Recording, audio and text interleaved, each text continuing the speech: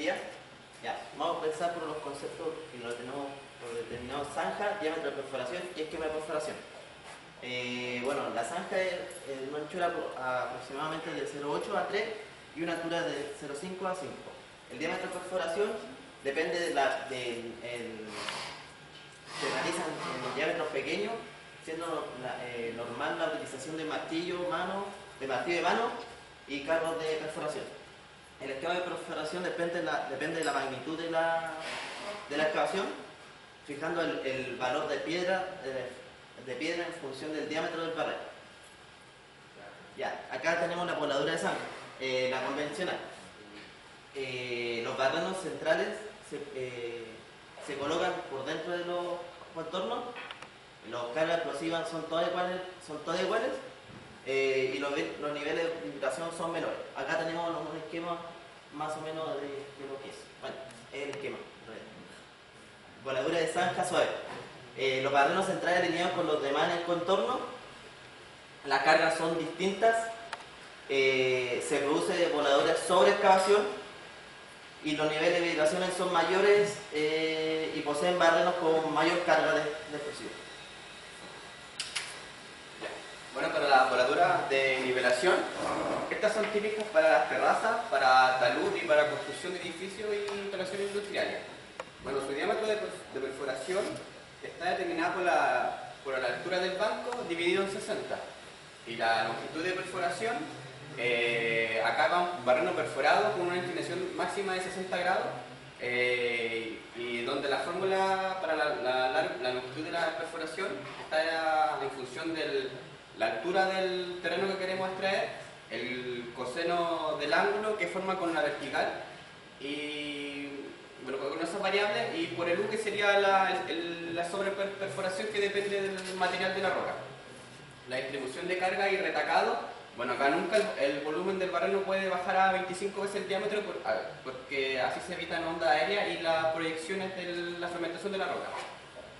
Bueno, ahí hay un cuadro donde, dependiendo de la resistencia a compresión de la roca, va a ser su consumo específico de la carga del barreno y la longitud del retacado.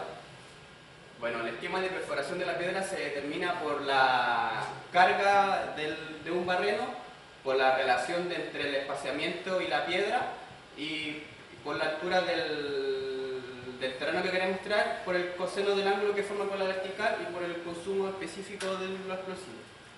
Bueno, la voladura para cimentaciones van a estar influenciadas por los diámetros y la longitud de perforación, la distribución y carga del retacado, donde depende de la roca, se va a saber el consumo de los explosivos y la longitud del retacado.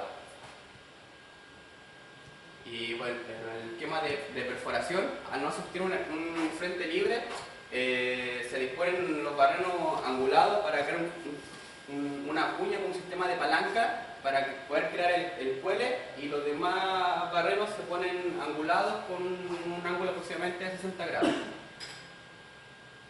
La voladura submarina, bueno, estas se realizan bajo el agua. El emplazamiento entre barrenos por debajo de la superficie del agua hace que sea mucho más complicada la operación de las cargas. Cuando la iniciación es eléctrica, es preciso tener un mayor control, y las voladuras normales bajo el agua son por lo general comparadas con las voladuras en banco, y cuando más profunda es la voladura va a tener que tener mayor va a ser el suplemento de la carga.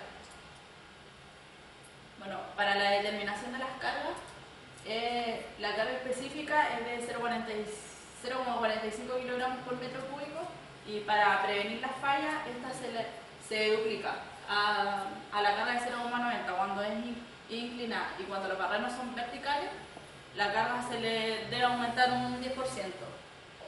Y la precisión de las aguas sobre la pega es compensada aumentando la carga, que es 0,01 por la altura del agua, y la sobreperforación es igual a la piedra, y la zona de retacado es igual a 1/3 de la piedra.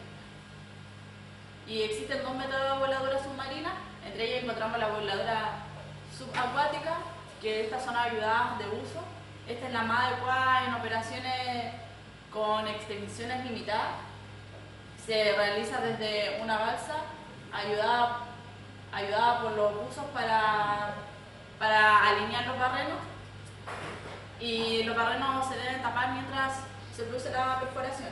Y el otro método es el OD, que es la perforación con recubrimiento. Esta es recomendada cuando las perforaciones se realizan desde una plataforma o una balsa, y el diámetro de las voladuras varían entre 51 y 70 milímetros. Y la carga se realiza mediante máquinas neumáticas.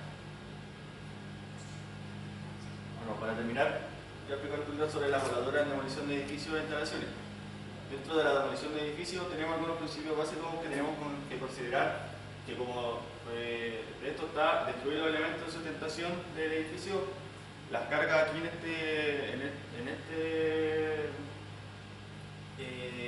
esta voladura se tienen que destruir para realizar una demolición uniforme, y tenemos que tener en cuenta que el encendido tiene que ser con micro retardo, porque estamos trabajando cerca de algunas construcciones de daño. Algunas medidas de seguridad, que las cargas tienen que estar recubiertas con materiales de protección para así evitar las proyecciones de la tronadura. Tenemos que generar unos riegos constantes de agua al terreno que se va a volar, y como expliqué anteriormente, el encendido tiene que ser con micro retardo. Dentro de la voladora de hormigón, tenemos que tener en cuenta la resistencia del hormigón, la forma geométrica y su armadura va a estar conformada. Para considerar dentro de la armadura tenemos que ver la dimensión y la cuantía de la armadura que va a estar, la dificultad de rotura de la armadura por voladura, y se complementa con el corte de esta. Para voladuras de pilares de hormigón, acá tenemos que tener en cuenta que son mayores alturas las voladuras para lograr una buena demolición deseada. Se coloca gran cantidad de material retacado, como podemos ver apreciar acá, que realmente van a estar los barrenos siempre en esta altura, justo al medio del pilar. Y por último, la voladura de muro o losa de hormigón, mediante barrenos muy poco profundos. Dentro de la losa de hormigón tenemos algunos barrenos superficiales, y el espaciamiento que tiene que haber entre barrenos tiene que ser pequeño. Cuando el hormigón es de baja resistencia, podemos tener algunos espaciamientos mayores entre barrenos, y cuando es de menor tiene que ser más confinado. Y por último, los hormigón de gran resistencia, acá tenemos que abrir mediante voladura una hendidura.